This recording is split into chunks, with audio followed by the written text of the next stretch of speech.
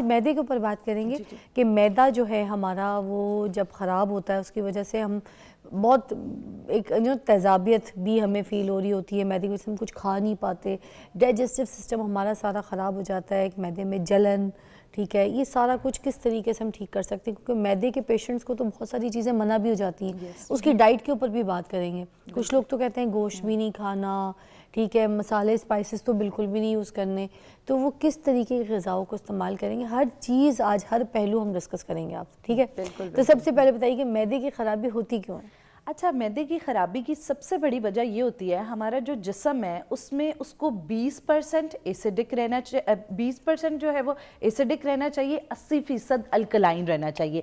अब हम जब ऐसी चीज़ें इस्तेमाल करते हैं जैसे कि सफ़ेद मैदे से बनी चीज़ें हैं, ऐसी अद्वियात जैसे कि एंटासिड्स है, स्टीरॉयडल इंटेक है, या फिर बहुत ज़्यादा सप्लीमेंट का इस्तेमाल करते हैं, ज़रूरत से ज़्यादा स्पाइसी फूड्स खाते हैं, खाना खा के फ़ौरन बैठे रहते हैं, एक वक्त में बहुत बड़ा मील ले लेते हैं कि हमारा पेट भर गया लेकिन फिर भी ओवर ईट करी जा रहे हैं। उसके अलावा अगर खाने के साथ बहुत ज़्यादा पानी पीते जा रहे हैं, तो ये तमाम ऐसी वजूहात हैं जिसकी वजह से हमारी गट हेल्थ कॉम्प्रोमाइज़ होती है। और सबसे ज़रूरी कि गट हेल्थ जो है वो हमारा जो मैदा है ये हमारे जिस्म का इंजन है, अगर ये नहीं ठीक तो हमारा सारा जिस्म जो है उसके मुख्तलिफ ऑर्गन्स पे इफेक्ट आएगा। ऑब्वियसली आप देखें अगर आपको कॉन्स्टिपेशन, डायरिया या अल्सर इस तरह का कोई मसला हो जाता है तो मेंटली आप इन चीज़ों से बहुत डिस्टर्ब हो जाता है, आपकी बॉडी आपको हर टाइम अनकंफर्टेबल बता रही होती है। और उसके अलावा खुराक से तो इसका डायरेक्ट लिंक है, आप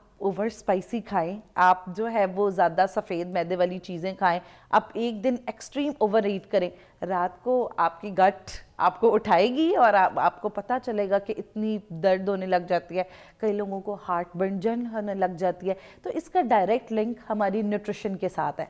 अच्छा, एक प्रैक्टिस जो हम बहुत ज़्यादा गलत करते हैं, हमारे यहाँ आजकल एक ना मतलब टीन्स आते हैं मेरे पास क्लिनिक में, डॉक्टर वर्दा मैदे का मसला है, हम तो एंटासिड इस्तेमाल करते हैं, 1 मिनट में साशे पकड़ा घोला, ओके ओके ओके मैदे को सुकून भी बहुत चलता है। वो भी बहुत चलता है। उसके साथ एक पिंक कलर का सिरप आता है, फटाफट खाली पेट उठे हैं और लोग कहते हैं कि हमें आम खाना ऐसे डाइजेस्ट ही नहीं होता, असल में गैविसॉन भी ज़बरदस्ती का पिएंगे। बिल्कुल बिल्कुल एग्जैक्टली। तो वो क्या होता है कि हम लोग इतना ज़्यादा अपनी गट को एंटासिड्स का आदी बना देते हैं कि हमें आम नेचुरल तरीके से खाना डाइजेस्ट ही नहीं होता। अच्छा, अब कुछ टिप्स होती हैं। सबसे पहले हम थोड़ी सी बात करते हैं नॉर्मल इंसान के बारे में। अगर एक नॉर्मल इंसान है और वो चाहता है कि उसकी गट हेल्थ ख़राब ही ना हो, उसका मैदा जो है वो बिल्कुल ठीक रहे, अच्छा, उसमें सबसे ज़रूरी चीज़ है अपना वेट मेंटेन करें। जब हमारा वेट मेंटेन होता है तो उससे क्या होता है, जिस्म जो है उसके अल्कलाइन होने के चांस ज़्यादा होते हैं, जिसकी वजह से तजाबियत, अल्सर और इन सारी चीज़ों का चांस कम हो जाता है। उसके अलावा दूसरी चीज़ जो है वो हमारे पास आ जाती है, एक वक्त में बहुत बहुत बड़े मील्स नहीं खाया करें। हमारे पंजाबियों का कल्चर है, सुबह का नाश्ता हम कहते हैं कि वो जी बादशाहों की तरह किया जाए। मतलब वो बादशाही में मतलब आप रेकमेंड करती हैं कि ये जो सरी, पाए, नान, मगज़, ये सब कुछ हम खा सकते हैं? अच्छा, निहारी देखिए इन अ ब्लू मून आप इनमें से एक चीज़ खा सकते हैं, मगर ये जो है ना कि 2 नान भी खा लिए, साथ सिरी भी खा ली, साथ पाए भी खा लिए, मगज़ भी खा लिया, थोड़े मुर्ग चने भी खा लिए, तो आप एक स्टमक है हमारा, स्टमक लोग हमारे तो यहाँ पे लाहौर में रात को भी सर्दी लग रही है, पाए खाओ, पियो और सो जाओ। तो मतलब क्या, मुझे तो ऐसा लगता है कि अगर मैं रात को पाए खा के सो जाऊँ, मुझे नहीं लगता कि सुबह मैं उठ पाऊंगी।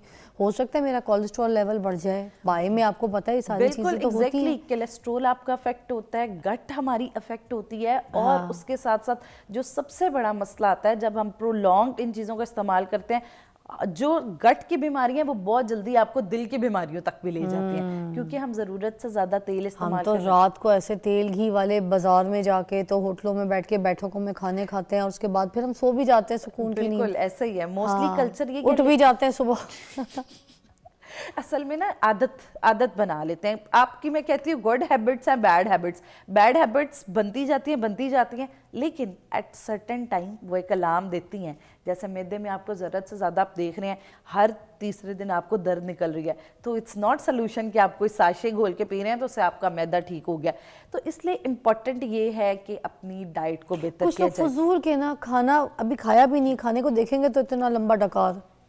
और अजीब तरीके से मुंह से एक साउंड बुरा लगता है। Yes, देखिए आप कहीं महफिल में कई लोगों के साथ बैठे हो, बच्चों को भी मैं तो हमेशा कहती हूँ सिखाना चाहिए, बताना चाहिए कि बेटा मुंह से ऐसे बर्प की आवाज़ें जो इतनी ज़ोर से निकाल के बड़ा प्राउड फील करते नहीं होना चाहिए।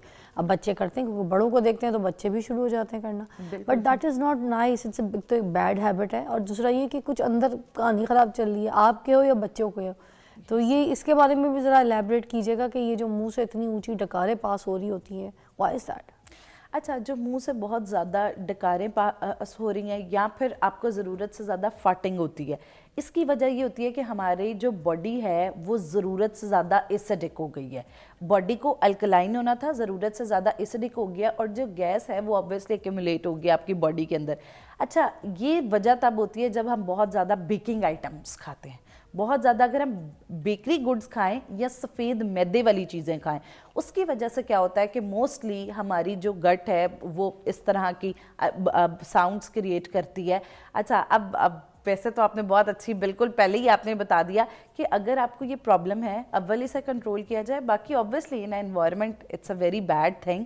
ये अगर आपका कोई गट का प्रॉब्लम चल रहा है तो ऑब्वियसली इसके लिए बहुत बेहतरीन फूड्स हैं, वो मैं आपको आगे बताती हूँ कि किस तरह हम अपनी इन तमाम गट प्रॉब्लम्स को ख़त्म कर सकते हैं। चलिए जी, ओवर टू यू, बताइए किस तरीके से हम ठीक कर सकते हैं मैदा सेहतमंद रखने के लिए ग़िज़ाएं कौन कौन सी हैं? अच्छा, 3 ऐसे फूड बताऊंगी, वो लोग जिनकी गट का जितना भी मसला है अगर रेगुलर बेसिस पे ये 3 फूड यूज़ करना शुरू कर देते हैं बेहतर हो जाएगी। सबसे पहले चिया सीड, मैजिकल चीज़ है। आप एम्प्राजोल किसी भी किस्म के इस तरह के सॉल्ट्स को भूल जाएंगे अगर आप चिया सीड खाली पेट पीना शुरू कर दें। खाली पेट आपने जो चिया सीड और बेसल सीड दोनों का डिफरेंस बताती चलूँ, जो चिया सीड है वो हमारे मैदे के लिए ज़्यादा अच्छा है, तुख मलंगा जो है वो बेसल सीड्स होती है, हम इन दोनों को मिक्स कर देते हैं। चिया सीड को हमने रोज़ाना खाली पेट 1 गिलास पानी लेके उसके अंदर 1 टीस्पून डाल के सिर्फ 15 मिनट के लिए पड़ा रहने दें उसे, और वो चिया सीड का इंटेक कर दें। दूसरा फूड जो है वो हमारे पास है योगर्ट। मैजिकल चीज़ है, प्रोबायोटिक है, आपकी गट हेल्थ को जो सबसे चीज़ बेहतर करती है वो दही है। चाहे वो ग्रीक योगर्ट हो या फिर नॉर्मल योगर्ट हो, both is fine. Yes, both is fine. लेकिन अगर कोई कार्डियोवैस्कुलर दिल का कोई अमराज है आपको, तो उस सूरत में चाहिए बहुत ज़्यादा बलाई दही के ऊपर जो है वो बलाई हटा के इस्तेमाल की जाए। वही मज़े की लगती हाँ, मज़े की वो लगती है, लेकिन देखें जायकों के साथ अपनी सेहत जो है उसका भी हमने ख्याल रखना है। अच्छा। उसके बाद तीसरी चीज़ जो है वो हमारे पास आ जाती है ओट्स, जौ का दलिया। आप हम लोग मोस्टली प्रेफर करते हैं गंदम की रोटी, सफ़ेद मैदे की रोटी, या फिर अगर हम दलिए भी इस्तेमाल कर रहे हैं तो हम यही इस्तेमाल कर रहे हैं। लेकिन अगर हम जौ जो है इसका दलिया या फिर जौ की रोटी, ये ख़ास तौर पे गट हेल्थ के, अगर आपको गट से रिलेटेड कोई भी इशू चल रहा है या आप अपनी गट को हेल्दी रखना चाहते हैं तो अपनी लाइफ में जो है वो गट, उसके साथ 3 हैबिट्स हैं जो हमारे खाना खाते हुए बहुत ज़रूरी हैं। एक जो सुन्नत भी है, एक आपने भूख रख के खाना है, दूसरा अपने स्टमक का 4th पार्ट खाली रखना है, और उसके साथ तीसरी चीज़ है खाने के फ़ौरन बाद पानी नहीं पीना। अब ये इतनी तीनों ज़बरदस्त, ऑब्वियसली ये तिब्बे नबवी में भी कहा गया, मेडिकल साइंस के मुताबिक भी ये ऐसी चीज़ है जो आपकी गट के अंदर एसिडिटी नहीं होने देती, हमारी गट को अल्कलाइन नेचर में रखती है, जिसकी वजह से खाना प्रॉपर डाइजेस्ट होगा, अब्जॉर्ब होगा। अच्छा, जिन लोगों का मैदा ठीक नहीं होता, एक ज़बरदस्त बात बताती चलूँ, उनके अंदर न्यूट्रिएंट्स भी बेहतर अब्जॉर्ब नहीं होंगे। अच्छा। वो हर टाइम थके रहेंगे, हर टाइम जो ख़वातीन अक्सर लोग आते हैं कि हमारे अंदर कमी है या पट्ठों के मसले हैं, वो समटाइम पट्ठों के मसले नहीं होते। जब हमारा मैदा फिट नहीं होगा तो हमारी जो अब्जॉर्प्शन होती है न्यूट्रिएंट्स की, वो मोस्टली हमारे इंटेस्टाइन्स और गट स्टमक में होती है। तो जिसकी वजह से क्या होता है कि हम लोग को थकावट और ये वाली तमाम चीज़ें बहुत ज़्यादा रहती हैं। अच्छा, अब ये तो मैंने बता दी जो चीज़ें इस्तेमाल करनी है। अब जो चीज़ें फिज़ा जानना बहुत ज़रूरी है, जो चीज़ें इस्तेमाल नहीं करनी। हाँ, इस्तेमाल नहीं करनी, उनमें एक चीज़ है प्रोसेस्ड फूड अवॉइड करें।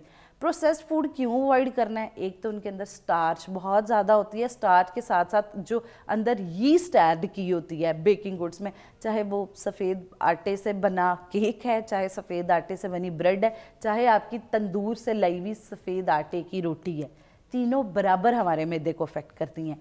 सफ़ेद चीनी का ज़रूरत से ज़्यादा खानों में इस्तेमाल क्या होता है कि न्यूट्रिएंट्स के एब्जॉर्प्शन और डाइजेशन पे अफेक्ट डाल देता है। उसके साथ साथ तीसरी चीज़ ये आ जाती है बहुत ज़्यादा प्रोसेस्ड और बाहर के खाने। अब बाहर के खाने मोस्टली मैदा इसलिए तबाह करते हैं, एक तो बहुत ज़्यादा मसाला जात डाले होते हैं और ऐसे मसाले डाले होते हैं जो हमारी गट के अंदर एक ब्रश की तरह चीज़ होती है जो गट की सफाई कर रही होती है जब खाने ने अंदर जाना है। लेकिन होता क्या है कि जब हम मसालों वाली या ज़रूरत से ज़्यादा बाहर की चीज़ें, वो ब्रश ख़त्म हो जाता है, तो जिसकी वजह से मैदे के अल्सर जो हैं वो होने शुरू हो जाते हैं। ठीक तो है, इस मतलब एक ब्रेक लेंगे, ब्रेक के बाद दोबारा ज्वाइन करेंगे। मैदे का ख़ास ख्याल रखने की तरतीब जो है वो यहाँ पर आपको सिखाई जा रही है, बताई जा रही है। और देखें वाकई आपका मैदा ठीक नहीं होगा ना तो जो आपकी शक्ल है ना उसके ऊपर आ जाता है। कुछ लोगों के तो बिल्कुल मुंह पे ऐसे पिंपल्स, एक्नी, गंदे गंदे नो, और मैदे की जो है ना उसकी वजह से बनता आवाज़ार ही रहता है। अपने मैदे को ठीक करने के लिए ये शो ज़रूर देखें। ब्रेक के बाद आपको मिलता है।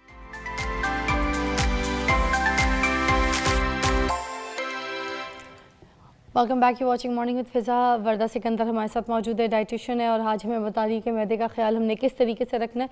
मैदे की बीमारी, मैदे की जो ख़राबी है, इसकी वजह से जो चेहरे पे इतने एक्नी वगैरह आ जाते हैं, उसके बारे में ज़रूर बताइए कि उसके लिए क्या क्या चीज़ें जो है वो हमने बिल्कुल अवॉइड करनी है और क्या करना है। अच्छा, जो एक्नी आ जाती है चेहरे पे, उसके लिए जो चीज़ें अवॉइड करनी है उसमें सबसे पहले रिफाइंड कार्ब्स आ जाती हैं। सफ़ेद मैदा से बनी तमाम अशिया, सफ़ेद चीनी से बनी अशिया, प्रोसेस्ड फूड का बहुत ज़्यादा इंटेक और ज़रूरत से ज़्यादा तली हुई चीज़ें। अच्छा, जो तली हुई गोश्त क्यों मना कर देते हैं? अच्छा, हाई मोस्टली कहते हैं कि गोश्त नहीं खाना, गरम है, गरम ग़िज़ाएं नहीं खानी, गरम चीज़ें नहीं खानी, ये क्या चीज़ है? अच्छा, गट के लिए मोस्टली बिल्कुल कहा जाता है कि प्रोटीन का ज़्यादा इस्तेमाल नहीं करना है। वो इसलिए कहा जाता है कि गोश्त और अंडा, ख़ास तौर पे जो एनिमल प्रोटीन है, बीफ, उसके अंदर प्रोटीन का कंटेंट बहुत ज़्यादा होता है, जिसकी वजह से वो गट की थर्मोजेनेसिस और इन गट के जो मुख्तलिफ प्रोसेस हैं उनको स्लो डाउन करता है, जिसकी वजह से चेहरा और पे जो है वो एक्नी और ये सारी चीज़ें बहुत ज़्यादा आ जाती हैं।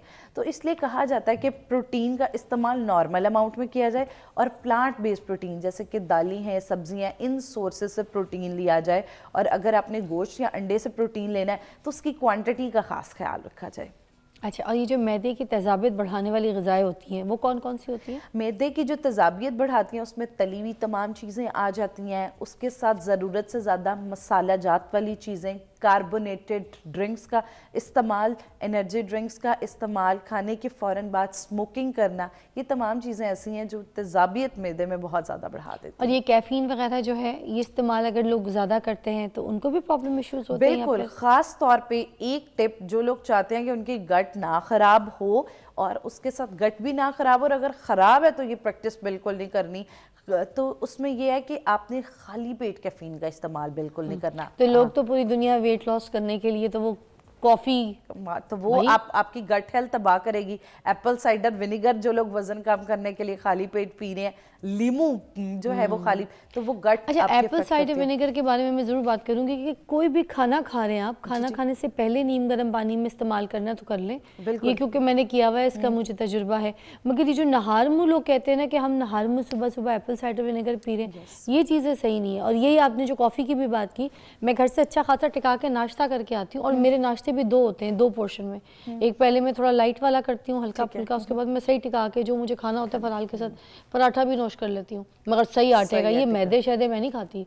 तो ये चीज़ों में लगे हुए ना लोग और बिल्कुल ही डाइट पे चले गए, उनको भी ज़रा समझा दें क्या क्या बिल्कुल डाइटिंग जो है, जो बिल्कुल फाका ज़दा होने के चक्कर में एक ऐसी डाइटिंग करते हैं, तो क्या उसकी वजह से भी हमारा मैदा बिल्कुल सड़ जाता है, ख़राब हो जाता है? बिल्कुल 100%। अगर हम अपने मैदे को बहुत देर तक खाली पेट रखते हैं तो मैदे में तेज़ाबियत और एसिडिक लेवल बहुत ज़्यादा मतलब ये डाइटिंग जो है ये कोई इतनी अच्छी चीज़ नहीं है, अच्छी चीज़ नहीं। फाका करना, भूखा रहना, फाका करना बहुत गलत है। और फाका करना जो है वो उसको हम डाइटिंग समझते हैं, लेकिन वो डाइटिंग नहीं। तो वो जो कहते हैं कुछ लोग आके कि जब तक कि वो एक शदीद क्रेविंग ना हो भूख की तब तक कुछ खाना नहीं चाहिए, वो मैंने इस तरह से जो है ना अपनी।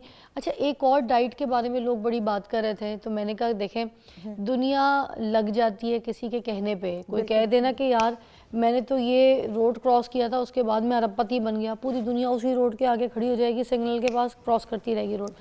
ये जो चल रही है ना कि वो अंडे की और केले की डाइट, एक हमारी एक्ट्रेस है, उन्होंने भी बताया, तो उसके बारे में पूछना चाहूँगी। काफ़ी दुनिया इसको देख के करने की कोशिश करी कि उन्होंने कुछ और नहीं खाया, सिर्फ अंडा और मेरे ख्याल से एक सेब और एक ग्रीन टी, बिल्कुल। इस तरह की कोई चीज़। तो वो आप बताएंगे अच्छा, कि वो सही है, गलत ये है? आजकल इतनी कॉमनली प्रैक्टिस चल रही है, अंडे वाली डाइट, केले वाली डाइट, उसके साथ ग्रीन टी और कॉफ़ी का इस्तेमाल बहुत ज़्यादा करना है। अच्छा, ये डाइट्स आपके मैदे को सिर्फ ख़राब नहीं, तबाह करेंगी एक्चुअली। है तो वो मेरी बहुत अच्छी दोस्त, और ये मत समझिएगा कि मैं आपको, मेरी बहुत प्यारी दोस्त है, ये मत समझिएगा कि मैं आपको क्रिटिसाइज़ कर रही हूँ।